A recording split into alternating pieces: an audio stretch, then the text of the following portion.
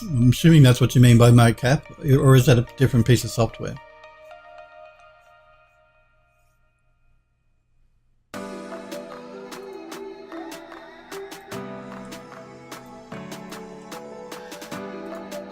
Let's have a look at our piece of geometry here.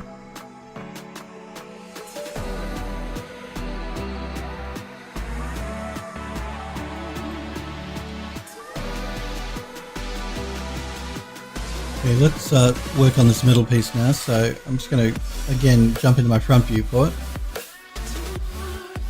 hold down my shift key and drag that copy over, and we're just going to scale it up a bit, or scale the width a little bit I should say.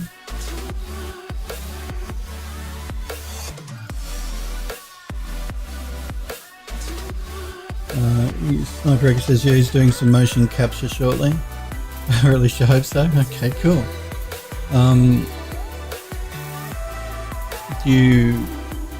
Yeah, I'm not really up on motion capture. I don't do a lot of animation work, and it's normally character stuff that you do motion capture on. Well, what are you going to be using to do the motion capture though?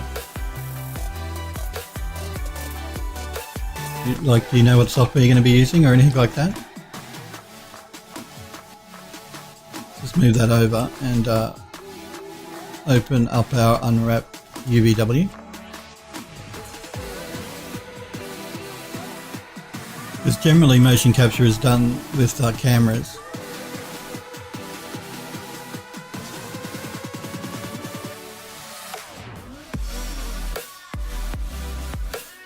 Now I'm going to move these UVs into that center part, so I'm just going to hold down the shift key to constrain it and drag it over, and now I'm going to scale them, pardon me, up, scale the width I should say at least.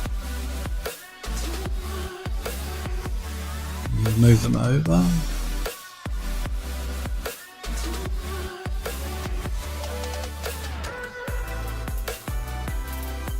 Snowbreaker says he's got access to a Motion Cap Studio, cool, in the next few weeks. Well, having the studio is a big help. I don't think it's that involved, to be honest with you. I mean, I could be wrong. I haven't done motion capture, but to my knowledge, so long as you've got the studio, you're using a studio, then they have their cameras, they have their whatever they're using to capture the motion capture, like balls or reflectors or whatever. Are you just trying to make sure that whatever you do will work for Blender afterwards? Okay. I would assume whatever the studio is using to do the motion capture will be saving it out in a standard mocap format, so it shouldn't really matter too much at that stage. So long as, like I said, if it's a motion capture studio, more than likely whatever software they're using is going to save out in a pretty standard motion capture format, so it shouldn't be a problem to load it into Blender, I wouldn't have thought. And yeah, to my knowledge, motion capture is mainly more about the hardware than anything really. Making sure the hardware is right, so the cameras are right, and the suit or whatever they're wearing is right as well.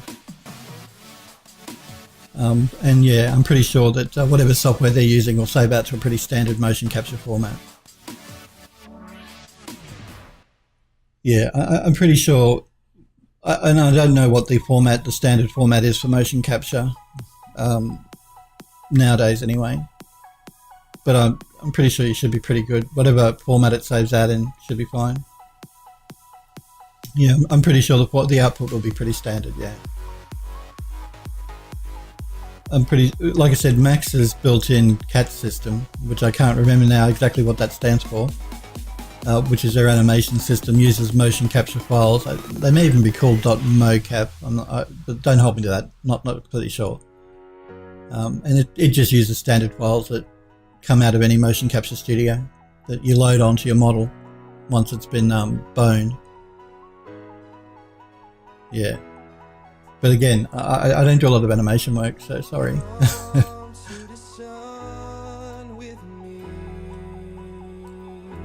But that's pretty cool if you got access to a motion capture studio. It is used quite a lot now in games development. It saves the animator a lot of time. I mean, you still get your animators that that will take their time to do some stuff by hand, and even cleaning up some motion capture. I'm assuming it may have gotten a lot better from when I was working in games and they were using it then, but it generally still required some cleanup. Like the animator still had to go through the keyframes and clean them up, which is the same with photogrammetry. When I do that, even though you can get your base model, you're still got to do a lot of cleanup work on it. But that may have changed. They may have gotten a lot better at it now. And yeah, like it is used quite a bit in games development. So now I'm actually going to pull this one forward and scale it up just a bit as well. Again, I always forget to make sure I'm out of edit poly mode here. I'm just going to pull this middle one to make it a little bit thicker than the two side ones. Bring it more into line with these two frames on either side.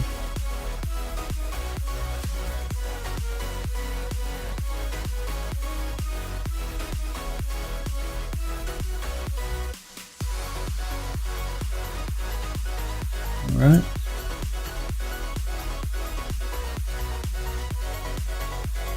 So we have our pieces at the top here. I think the only one, we added our shelf through the middle here. We've added these rectangular pieces at the bottom. I think the only thing really left to add as far as geometry goes for this panel will be these pieces down here. So let's do that. Start on this side. And again, we're just going to jump back into box mode. Make sure you're in your front viewport. Don't try and do this in orthographic view.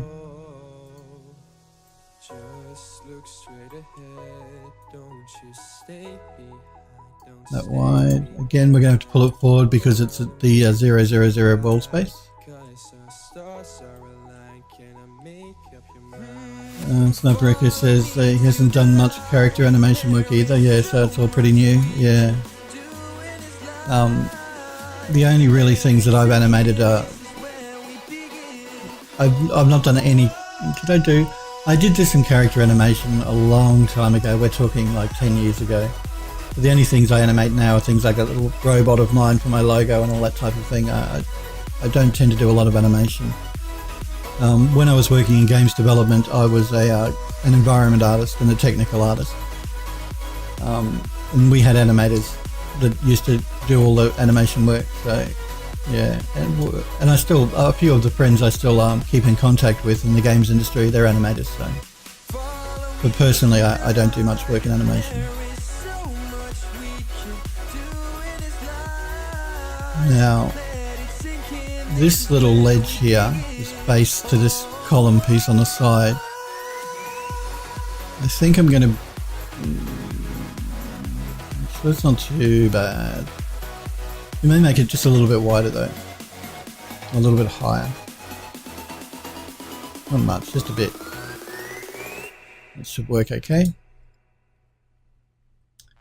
Sniper Echo says reading uploads to learn as much as you can. Yeah, there's a lot to learn. Like I said, studios have people that just do animation, and yeah, it's really involved. There's a lot more to it than people would realise, I think, being an animator, working with keyframes and all that type of thing. Motion capture, though, does save an awful lot of time for an animator now, but you're still going to have to do some cleanup work, I'm pretty sure. But it's very cool. Like I used to say to my friends that are animators, it's they bring something to life, and that's really cool. Being able to actually take this thing that's been modelled and actually bring life to it. It's a it's an amazing gift to have. So yeah, no, I envy the guys that do animation. It's very cool thing to do.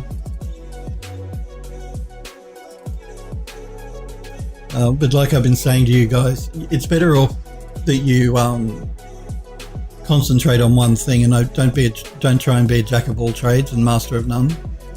I'm not suggesting you don't try all different things. I'm just saying if you want to get into an industry where you're working with 3D, whether that be architectural visualization or games development or whatever, or cinema work, whatever, You're better off making sure you're very good at one thing as opposed to trying to be okay at 10 different things. So like I said, I'm not suggesting you don't try all different things, because you won't know really what you like doing until you do try everything. But once you've decided that you want to, once you've found out what you actually like doing, concentrate on making yourself as good at that thing as you possibly can. Don't try and spread yourself too thin.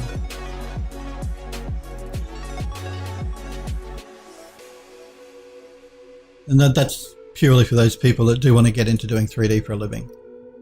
If it's just a hobby, then by all means do as much as you want, whenever you want, whatever you want. My advice to people is always, if you do want to do it for a living, make sure you get very good at one area as opposed to trying to be okay at many different areas. But it's all fun. It's all fun. Animation, modeling, texturing, and again, they're all disciplines that studios employ a person to do solely. So you've got a texture artist, you've got a modeler, you've got a level designer, you've got an environment artist, you've got technical artists, you've got animators. It's really involved. Well, yeah, that's always been my advice. And I do see a lot of young people, like I say, that come into the studio that I work in, or even when I was working back in games development, and they try and spread themselves too thin. They think that that the trick to being good and being employable is to have a varied skill set. Now, that is true, but it's only true if you're good at all those skills. If you're only good at one of them, you're just wasting your time by doing other things, really. And if you're doing it for employment particularly, make sure you're very good at one area. And once you get very good at one area, then you can start branching out a bit more. That's just it. They are all really involved skills. Like I said, that's why you have studios that have just texture artists and just animators and just environment artists, just 3D artists that do props and modeling. Because they are really involved. All of it's really, really involved work. So they want the best from their staff that they can, so they hire people just to do one area. It's very rare that you'll have a studio hire you to be an animator, to be an 3D artist, to be a texture artist. That just doesn't happen. When you go into a studio, you generally work on one area. Now, people like the art director, they have a bit more of an overall hand in all of that, but that's just because they're usually quite older people, and they've been in the industry for a very long time, so they've had time to absorb all different areas of whatever they've worked in, and that's how they become an art director and that type of thing, or a lead artist. Even a lead artist will generally have a bit of experience in animation as well as 3D art. But again, that's because these people have been working in the industry for a very long time. So if you're starting out, just try and concentrate on one thing. And even then, I still know people that are quite old. Well, no, I'm not going to give an age, but they're quite old, who still only do one thing. So by all means, you don't have to do many things, even when you do get to a later stage in your career. Let's put it that way. But yeah, if you're new to it and you want to get into 3D, whether that be games development or architectural visualization or anything like that, try and make sure you're very good at one thing first. But by all means, try a lot of different things if you're not sure exactly what you like to do as far as art, 3D, that type of thing goes. Animation.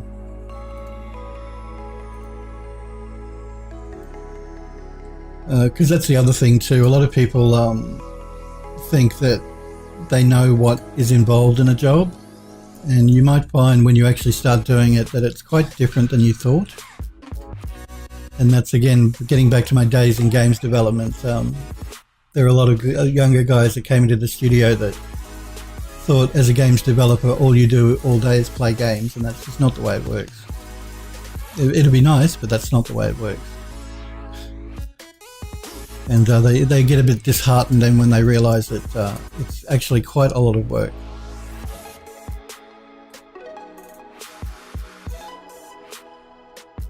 It's down here. I don't remember where it was that I'm working on. So I'm not saying games development is boring. It's not, but it's a lot of work. It's a lot of work. Making a game takes a long time and a lot of people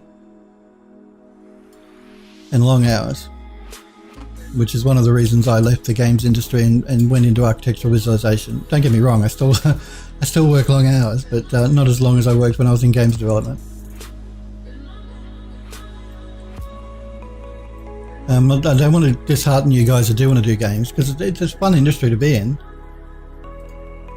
But it is a lot of work. Just be prepared to do a lot of work.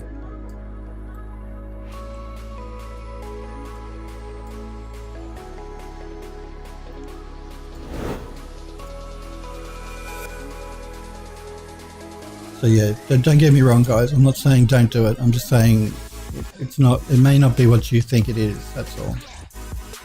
It may not be as fun as you think it is.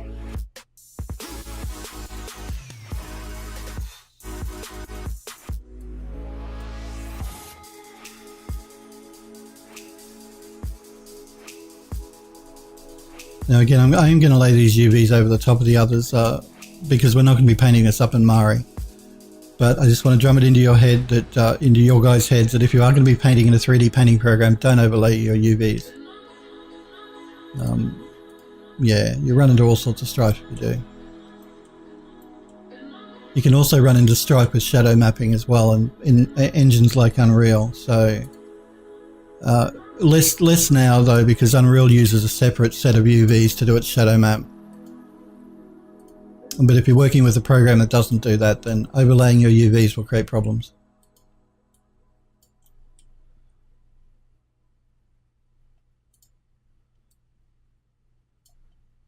But because we're working with Unreal, and it creates now, which is another great thing about the new version of Unreal, automatically creates a second UV ID for your shadow maps, and it bakes those out itself.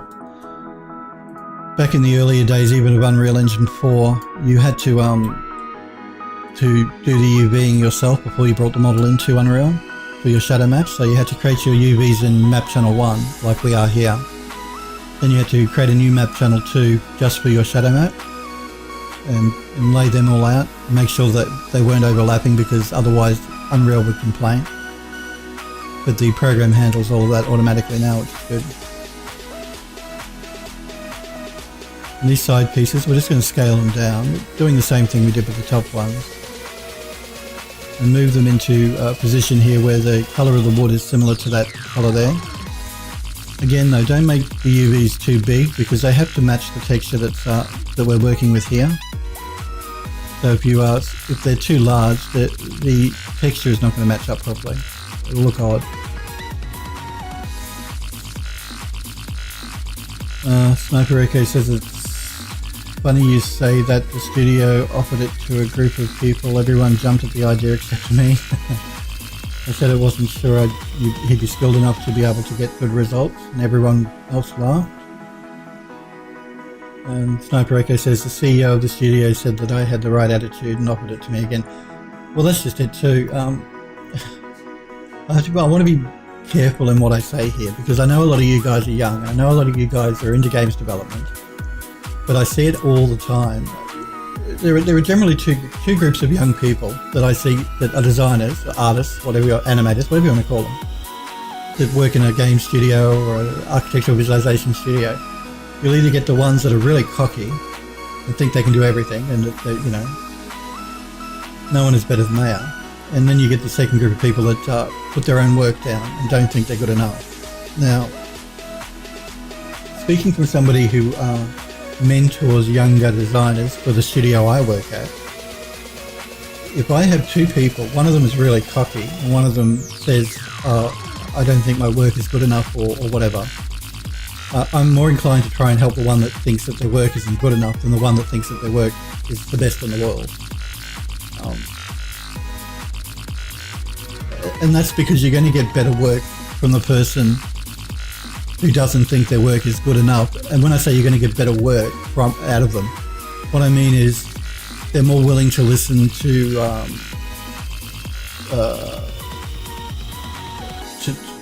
you when you're trying to help them to make them better at what they do. Whereas the person that's really cocky is just not going to listen to you. So from an employer to employee position point of view, those really cocky people are very difficult to work with. They won't accept that what they're doing or the way they're doing it is not the right way to do it, or there is a better way to do it. They just won't listen to you. So I can understand why your boss would value you more than somebody that thinks that it's an easy thing to do, because a lot of these things aren't easy, and bosses respond well to people that understand that know that there's a lot of work involved in doing these things.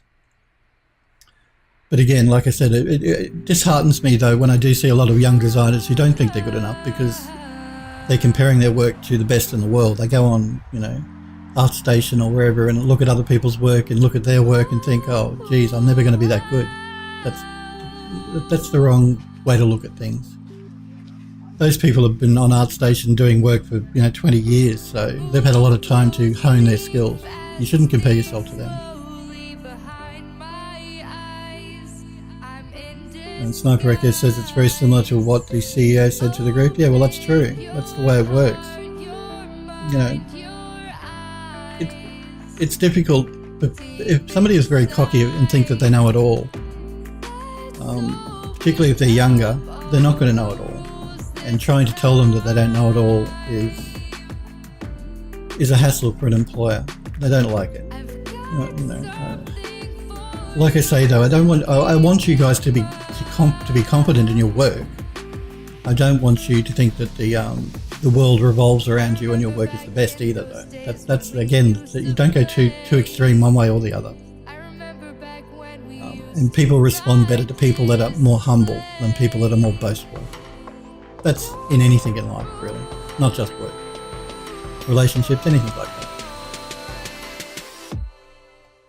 And I'm sure you will do a good job though, but it is an involved area doing motion capture. Again, I'm not familiar enough with it to really give you much advice, unfortunately, with regard to animation. But you sound like you've got the right attitude, Sniper Echo, so I'm sure you'll be fine. And like I said, your boss will appreciate the fact more that you brought that up to him or her beforehand, as opposed to being one of those people that that says, I can do anything, and then turns out they can't. Let's come back into our front viewport here. Now I'm just going to, I think I always try and move my object and I'm always still in UVW mode. Happens to me all the time. Make sure you're out of UVW mode. I'm going to, instead of making a new box, I'm just going to shift and drag to create a copy. And we're going to scale it up. And in.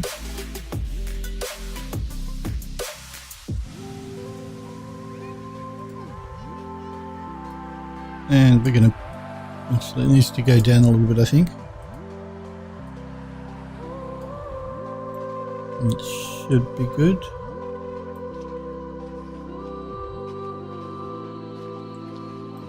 Let me just jump into my side viewport here and have a look. Yeah, that's fine, that's intersecting. It's going to pull it back though a little bit, I don't want it quite so wide.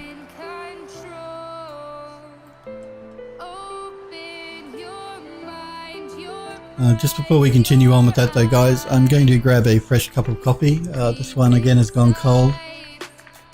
I'll be back in just a few minutes. I'll leave you with my Be Right Back screen and yeah, I'll be back in just a couple of minutes guys. Okay.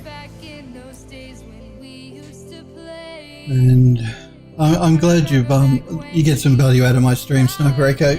Like I said, one of the reasons I'm on Twitch is to, pardon me, to try and help you guys as much as I can. Let me get a drink.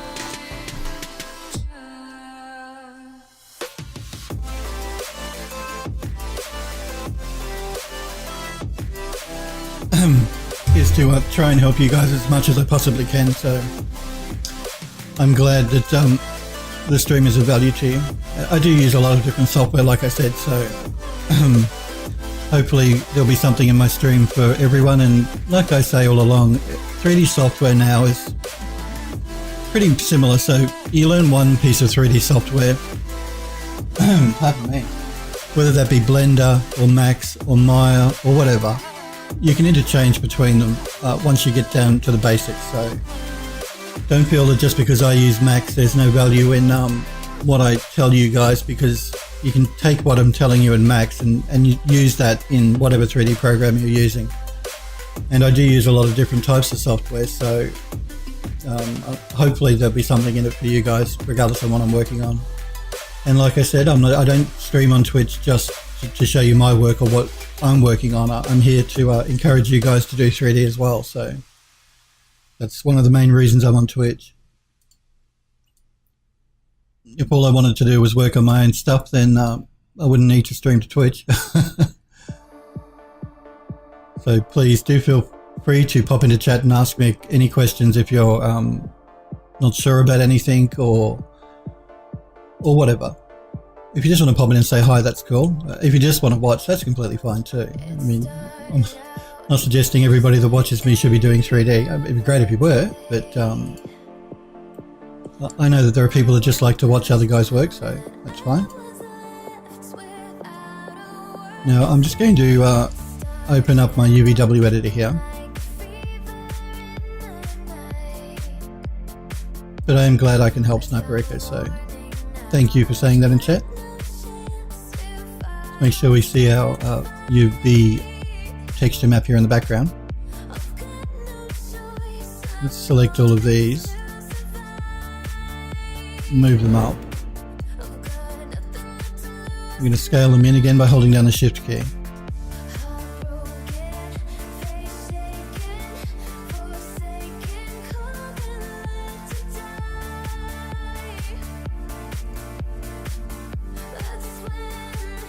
I'm going to turn off my map seams again. I really wish Max wouldn't do that. It's very annoying.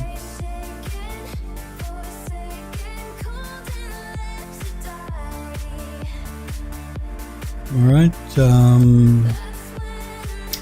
this one here. Again, let's jump into our front viewport and move. Again, I'm trying to move it and I'm still in UV mode. Let's create a shift copy of this one. Again, I'm going to scale it up in the Y. Move it down so it intersects the one below it. You don't want to leave any gaps there.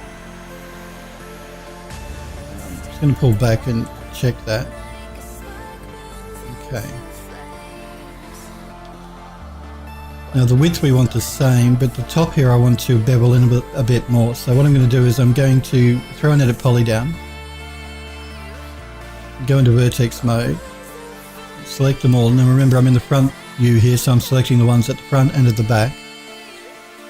I'm going to grab my scale tool. I'm just going to scale them in a little bit.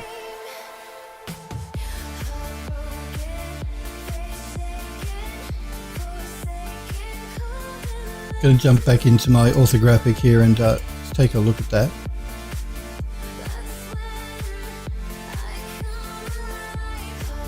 I think what I'm going to do is I'm going to scale in on the X a little bit as well. Just a little, not a lot. Just to give it a bit more shape here between the bottom box and this one on the top. We're going to throw down and unwrap UVW again. And move our textures up.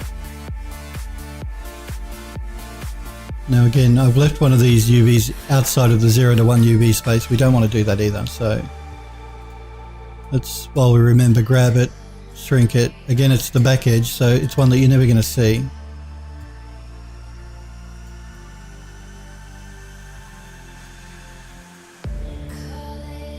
We'll just move it down here. Again, it's not scaling on my 0 position here, it's scaling here. That's just because of when I moved it, the way I moved it. See, if I deselect it and reselect it, it repositions the center axes in the middle. Let's move these ones up.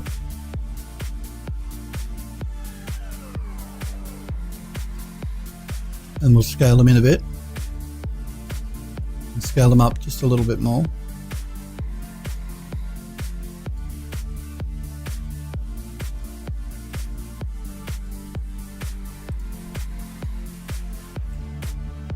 And I think we'll put one more smaller box here on the top, and I'm just want to do that. I'm going to grab the one at the bottom, make sure I'm out of my UV mode. Yep,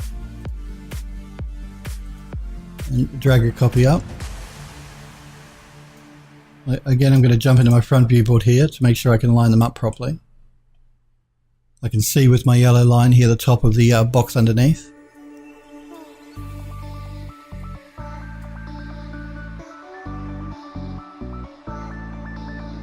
Should be good. We're going to scale it in on the X.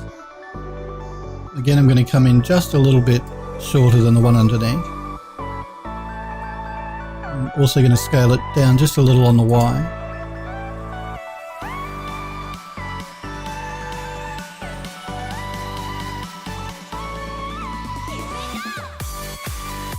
Alright, let's jump back into our unwrap UVW.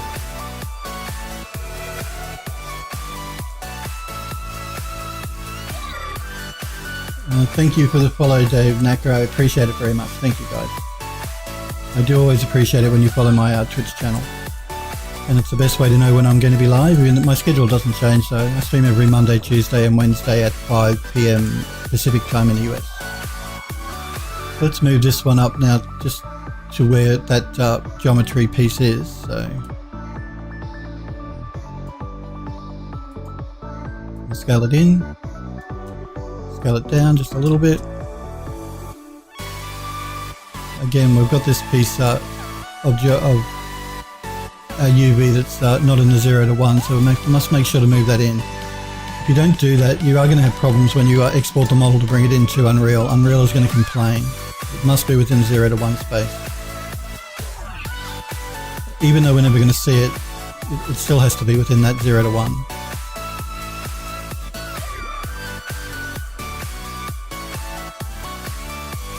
I have a feeling I may have done that with a couple of the ones below it, so I'm just going to check them really quickly.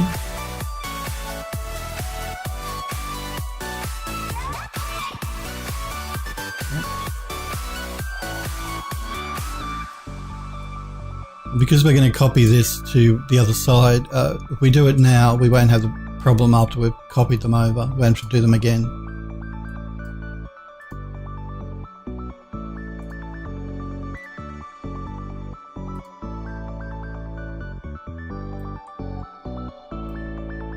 This one's good.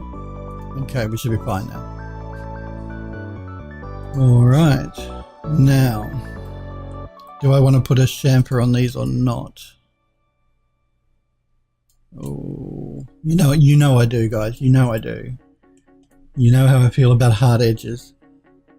Again, though, we're working with game models here. We don't want to increase our polygon counts unnecessarily, even though, like I said, with game engines nowadays, we have a lot more leeway with how many polys we can work with.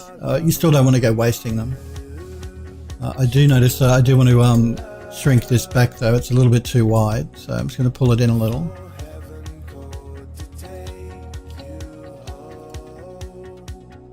So yeah, getting back to polygon counts, it's always best to keep your poly count as low as you can for a game model. It's less restrictive than when I was in games a few years ago, because graphics cards now are much more powerful. They have a lot more memory. That always used to be the problem back in the day. And when I say back in the day, I worked on Xbox 360 and PS3, and they had 512 megabytes of memory that you used to have to, that was your budget for the whole system. And remember, there's code running in the background to handle AI and all that type of thing. So the allowable resources used to be much, much lower for 3D artists and environment artists in my case. So, but now that games consoles have 8 gigabytes of memory and video cards have 8 gigabytes of memory, you can really start pushing that up a bit more.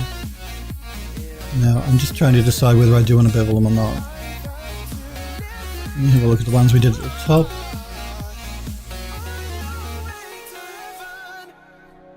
We beveled that. we didn't bevel these, so I won't bevel them. You know, I may bevel just the larger piece here at the bottom. So these two larger pieces we'll throw a bevel on, and I'll judge it then. So I'm going to select one of these. I'm going to collapse the stack again. So, because remember, with Max's modifiers, the box, the sphere, the cylinder, any of these, they're more of an edit mesh than they are an edit poly. So always collapse the stack and convert it to an edit poly. Let's select our edges here, here, and here. Actually, let's not select the one along the top. Just the ones on the side here and here. And again, if you're using Max, you could use the chamfer in the Edit Poly modifier, but it's better, I think, to actually use the new modifier because it's a newer version of chamfer, and it behaves much better than the old one. Now, I don't remember exactly when they put that in. It may have been from Max 2014, I think, and up. So if you're using a version of Max prior to 2014, I think it was 2014, use the chamfer that's built into the Edit Poly modifier. But if you are using a later version, then actually use the chamfer modifier itself. Just going to pull that back a little bit. I'm also going to do that one just above it.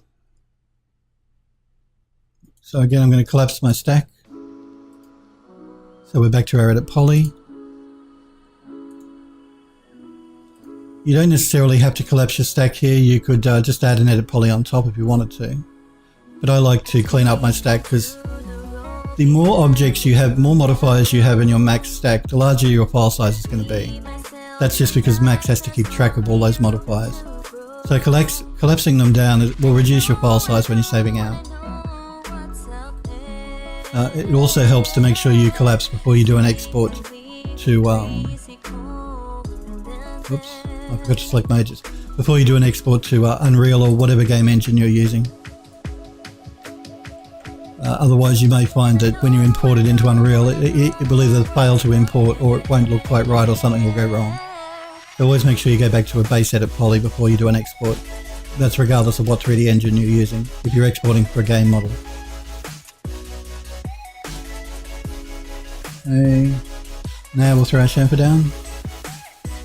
Again, we'll go to 3 segments, pull back a little bit here, pull back a bit on the tension, and collapse our stack.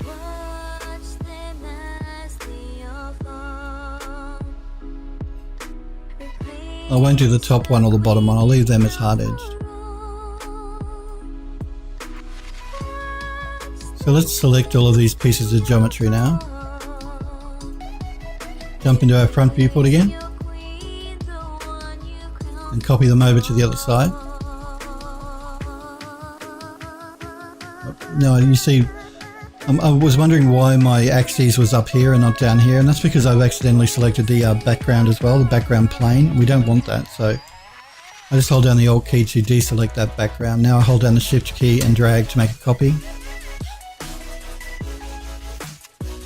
Again, you could go into your UV editor and move your UVs across, but I won't for this because that's a small piece of geometry and the texture between that side and that side isn't big enough to warrant that extra step of moving your UVs across.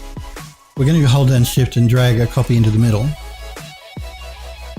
We are going to change the UVs on this one. We're also going to scale it up on the X. I'm going to scale it up a little bit on the Y as well.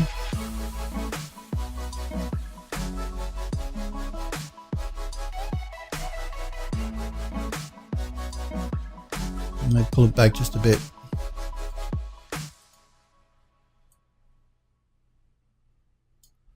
Alright, now I'm going to select my individual pieces here and open up that Unwrap UVW, because that part of the texture in the middle is quite different from the edges, so we do want to change that.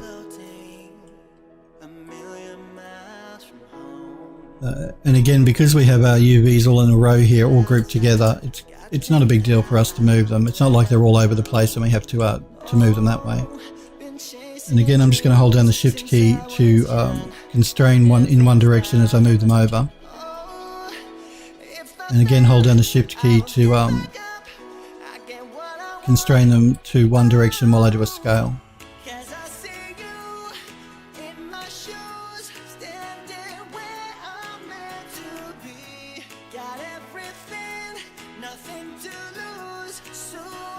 Alright, let's move up to the next one.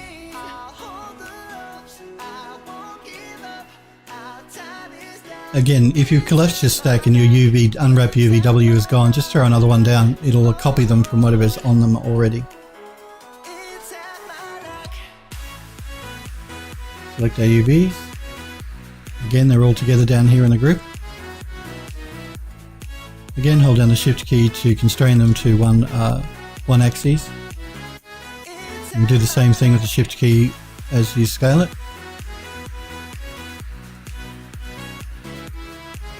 Move up to the next one.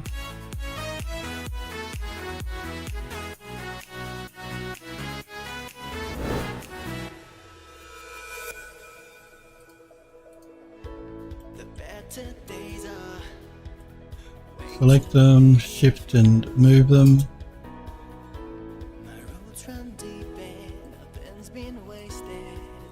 And shift and scale them. And I think we've got one more left on the top.